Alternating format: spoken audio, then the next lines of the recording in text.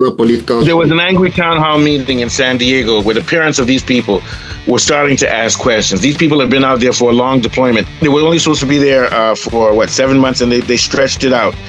They've been there since before the war, and the guys are fatigued. There's a story about a guy who jumped overboard, and they said it was mental illness. That sounds like suicide. Parents and friends of people on the ship said that there's high levels of suicide. There's people asking, why the fuck are we here? Yeah. Now, here's the one I've got. A whole goddamn America. America, the strongest navy in the world. Food shortages, broken toilets, contaminated water, mildew, disrupted mail, unavailable hygiene products. That means no toilet paper and no perfume for their underarms so they don't stink. And severe exhaustion. Secretary of Defense Hexas says, oh, these guys are unverified stories. And Trump says, they said, Trump, don't you think they've been out there too long? Do you know what Trump said? I follow me. He said, no, not long enough. He said, not long enough. That's like saying, let them eat bread. I'm rich. Okay, stay out there. So now we're going to ask the question. Mental punishment. So now we're going to ask the question. We all know classical warfare, you're supposed to have 3 carriers for if the U.S. wants a war against Iran and it's a sustained war, there should be 3 carriers in rotation.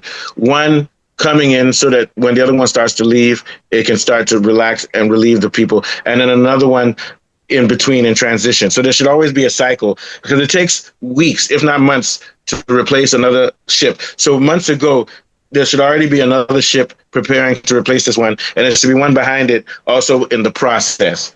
We don't have that. That's what you do for long war. So the question is, Trump, did you believe this would be a 2 or 3 day war so that you wouldn't need to have the proper mobilization for our war effort, which means 3 main carriers rather than having one, which has to be out for 300 days, which does not work? Or did you think it was going to be a 3 day war so you didn't have to do that, or a 3-week war so that you didn't have to do that? Or did you know it was going to be a long war, but you didn't want to tell Americans because you knew it would affect your presidency? You knew it would affect elections. So you lied and you intended to do a long war, but you didn't prepare for it. So you prepared for failure. The other alternative is that you thought it would be a short war. Then when you realized it would be a long war, rather than regroup and prepare for a long war, you decide, say, oh, ceasefire today for 3 weeks, then go again. So you're trying to buy time and everything else. Any of those 3 possibilities, you didn't know it would be longer than 3. That means you're stupid. Second of all, you knew it would be longer than 3, but you lied to people because you didn't want protest. That means you're corrupt. Or the third one, you thought it would be short. Now you know it's long. So you're trying to figure out what to do. That's incompetence. But meanwhile, American guys on ships are jumping off of ships. Our enemies are watching us. China's watching Russia. China say, oh, you say you get good army, you go beat us. Your soldier kid himself. Can you beat around?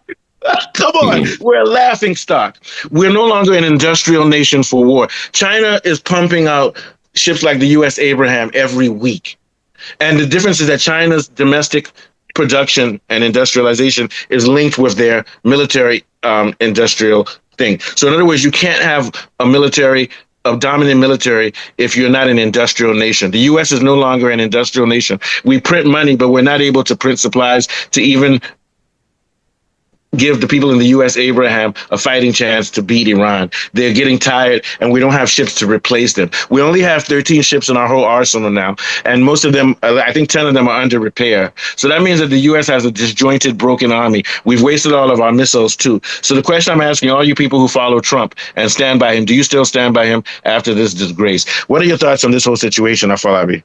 Yeah, this is, very, very worrying. I mean, how would you keep a carrier of that magnitude, a nuclear warhead carrier of that magnitude for 260 days? Like you rightly mentioned, I mean, you want to, carry 5,000 people, relying entirely on supplies from the U.S. Food is becoming stale, supplies, hygiene, and even spare parts of that massive aircraft carrier is, some of them need change. And if you look at it, some of these carriers, they need strict regular maintenance schedules. So they can't stay out as long as that. I think the standard is about 180 days thereabout. They've exceeded that already. So it shows that whatever it is they are doing there, there hasn't been any planning going behind this. This has been kamikaze and PR.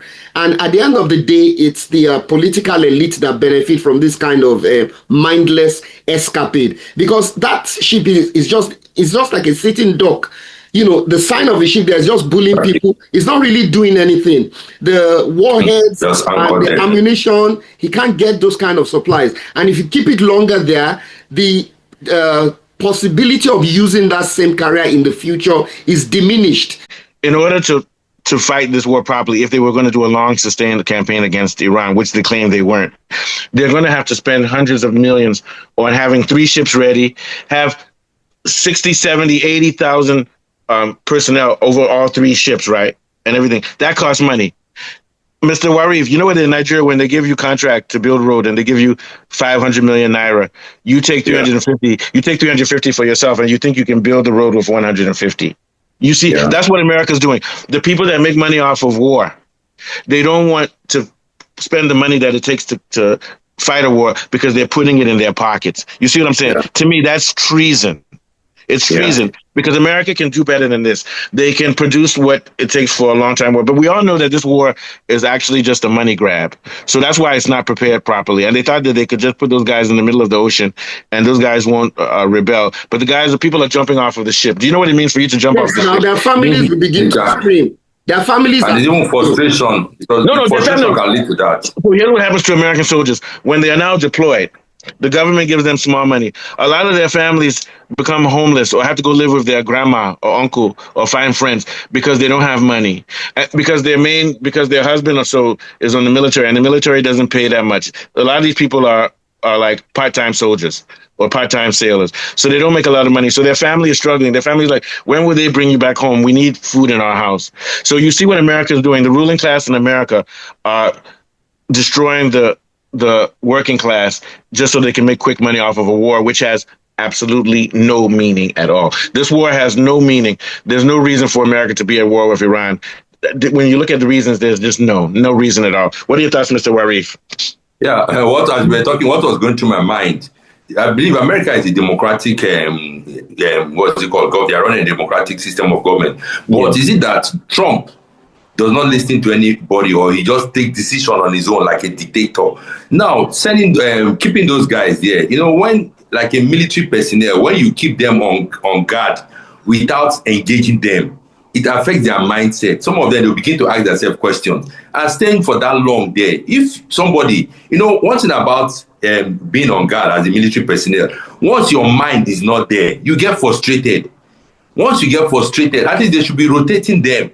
And like you said, keeping the warship there or whatever it is, you are spending money just being static. That means you're taking over the territory.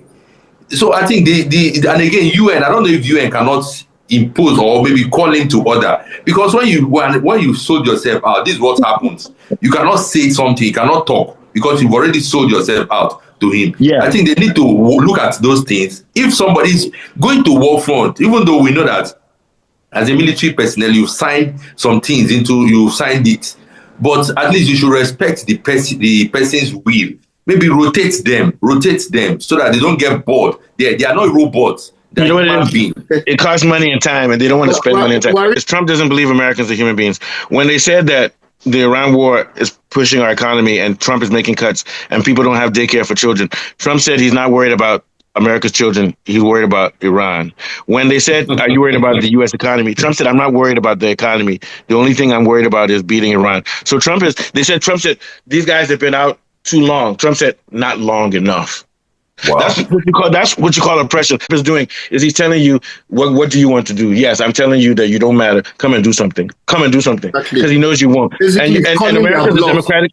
America's a democratic country, but nobody's challenging him. Yeah, They're not challenging him. They're afraid of it. Maybe it's the Epstein papers. Maybe all of them. But I think all of them are chopping money from this war. So I think what happened is a lot of the people who are supposed to challenge Trump, they're also getting money from AIPAC. You get my point. So they're afraid. And look what happened. Remember what the last person who challenged Trump? He died. Charlie Kirk. Charlie Kirk was talking about, why are we spending all this money on Israel? Somebody shot him in the neck. Of course. Wow. So these guys, My so maybe God. they threatened, maybe the guys who are making money off the war, the big cabal, the gangsters, they warned these politicians that we've given you money now. We have papers on you for Epstein, or we'll kill you, or we won't give you money for your next elections. Something is going on. In other words, there's something dirty going on. If this war doesn't make sense. CIA that does those grisly things, like what happened, Right. like what happened to Charlie Kirk. All right. So we have